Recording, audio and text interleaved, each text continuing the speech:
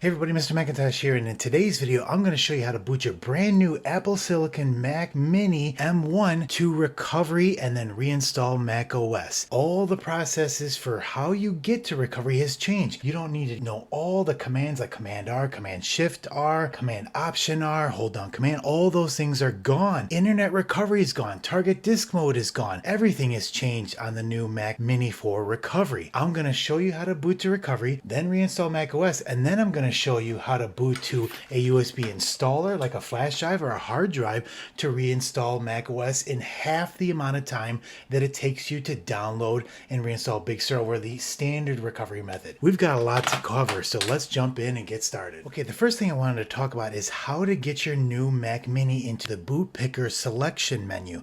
This is going to be like your home base menu for all your recovery options on your new Apple Silicon M1 Mini. Before in Intel Minis and desktops, you would have to power it on and know all the different keyboard commands to be able to reboot into the different recovery options for Intel Macs. For example, you had to know Command R was internal recovery, Option was the boot picker, Command Option R was the latest version of macOS, Command Option Shift R was the shipping version. That's all gone. Internet recovery is gone. So we need to talk about how we get there first. So what do? We don't need to do anything other than to turn on the Mac Mini and then hold down the power button until we get a menu item on our screen. Now, I've got my monitor connected to HDMI, so I'm going to be able to see this, but sometimes with USB-C monitors, or if you use a dongle to be able to go from USB-C to VGA or HDMI, sometimes you don't see anything on screen. But keep in mind, if you follow the process, you'll still get to the menu. So let's jump in and start. So all we need to do is power on the device by holding down the power button. You'll hear the chime, you'll see the light come on, and then you have to wait. And once you see the screen come on, you'll see continue to holding for startup options. Keep holding, and once you see loading startup options, you can let go of the power button and give it a second or two, and we're gonna get to the new boot picker selection menu. And then we'll see what we can do there. All right, now we see it starting to load. You immediately got the new options menu, and then you got your Macintosh hard drive. So that's your first options that you can select. So you can go over here and click Macintosh hard drive and then boot right to it. You can also dual boot the Mac Mini, and then you'll see a second hard drive here, and you can actually hold down the option key here and then see how it says always use. That's a little trick to be able to always select that. So if you're dual booting here and here, you could select that and always boot to this one. So on the options here, this is all we would need to do to boot into the new macOS recovery. So let's click that and get booting here. Once we get in, we need to talk about the changes of macOS recovery on Apple Silicon. Whenever we used to be able to boot with like USB media, we would be booting to that media itself. With new Apple Silicon, we're booting to the internal recovery or system recovery every single time. So if you think that you're booting to this, you're not. You're actually booting to the version of macOS recovery that was installed on your Mac. It's shipped to you, or whatever version is you installed the latest version. So let's say, for example, you bought this 2 months ago. That's going to have 11.0 from the factory. And that's the version of macOS recovery that you're going to get. But if you try to boot 11.1 or later, it's going to boot 11.0, but it's going to run the 11.1 recovery application on the create install media. How do we tell? So let's go to the terminal here. We'll go up to utilities and we'll go to terminal, and we'll make this bigger so we can see what we're doing here. And we'll go SW version. And we are on 11.1 on recovery version. Now, if 11.2 comes out, it will be updated when you install the update. So again, if I try to boot to 11.2, I'm not actually booting to this. I'm booting to 11.1, and I'm going to run the 11.2 install application in 11.1. So that's totally changed. So now that we know that, we can talk about recovery. So all we would need to do is go into disk utility, click continue. And we can talk a little bit about this too, because there's some confusion about this. What I mean by that is now from macOS Catalina to macOS Big Sur, and in the future, the volumes have been split. The data is stored for the operating system on a read-only volume, which is Macintosh HD, and your data is stored on Macintosh HD-data. So when you come in here and someone's like, oh, you need to erase your drive, you would click here and then hit erase and then hit erase. But if you do that, you are not removing your data here. from this Macintosh HD data. So what you have to do is when you click erase, you have to click erase volume group. And what that'll do is that'll erase both, create Macintosh HD for the next install process, and then the installer will create the Macintosh HD data volume for you. So let's click on view, show all devices so we can see a little bit more here. This is the disk image of macOS based recovery that we are booted to, and that's why you can actually see that. And that's what that is if you're wondering what this is. Now, when we look at this layout, this is the top level SSD. You can erase the container too to even save yourself an extra step. So you don't have to click the erase volumes button. So if we click erase here, it'll erase both.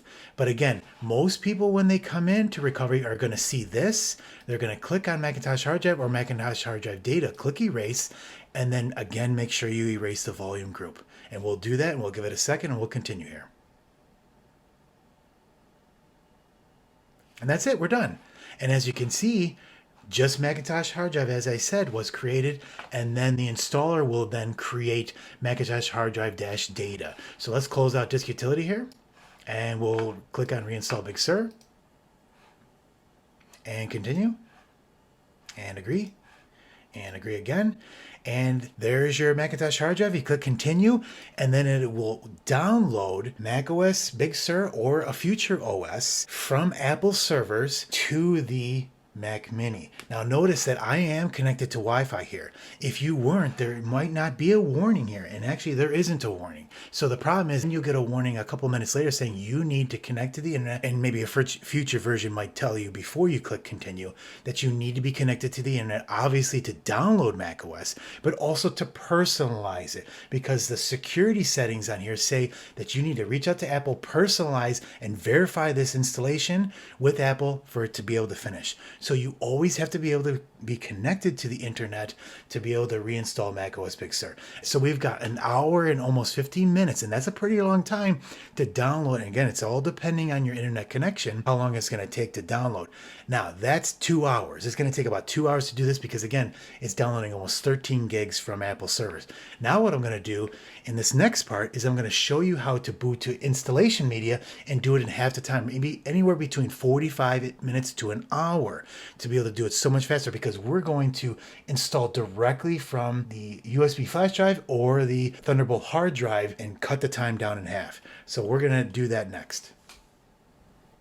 Okay, so now we showed you how to, in the previous part, install macOS Big Sur through the macOS Recovery and downloading it from Apple servers. Now, again, that takes about 2 hours to do. So we're going to show you the second fastest way, and that is either booting with your USB-A flash or USB-C flash media, or a hard drive that could be any. This is a Thunderbolt 2. You could have a Thunderbolt 3 like a Samsung T5 USB-C Thunderbolt drive and do it even quicker.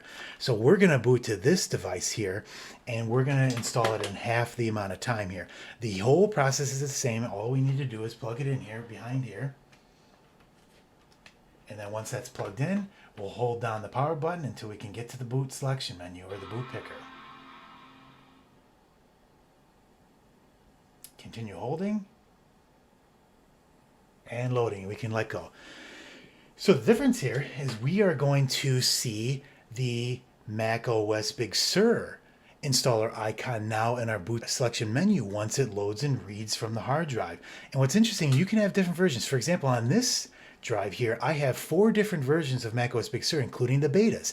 On here, all we have is macOS Big Sur 11.1. And notice how the hard drive is not there because we erased that hard drive and there's no bootable media to be able to boot to. So that's why the hard drive is missing. So now we are going to click on the macOS installer media 11.1 and click continue. And what it's going to do is going to load the internal system recovery and then run the macOS Big Sur application on top of it.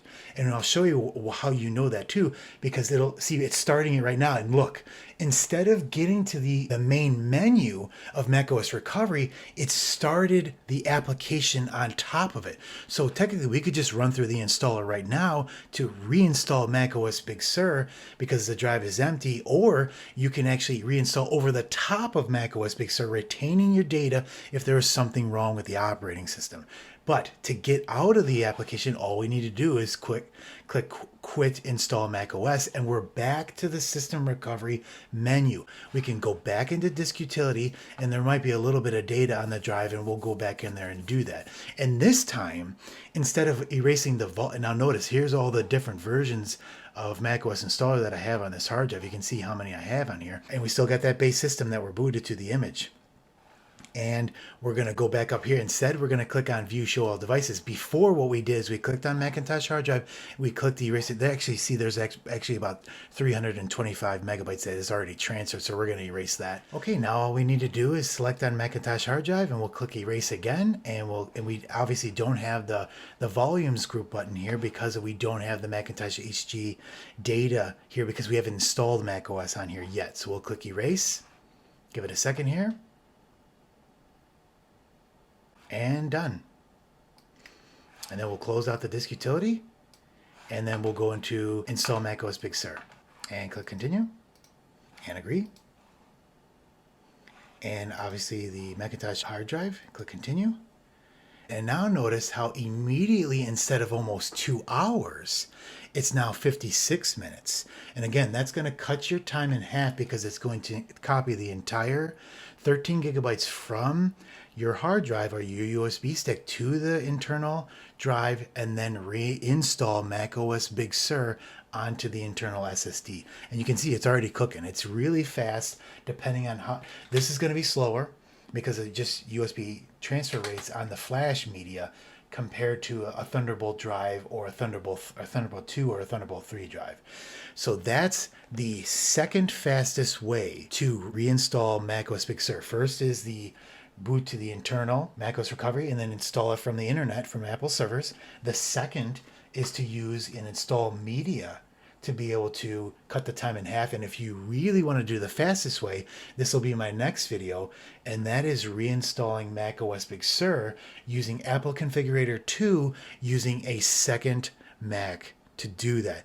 And that can actually use an ISPW file that you download from Apple, and it's just like doing an iPhone or an iPad, reinstalling iOS, and it'll install in under 10 minutes.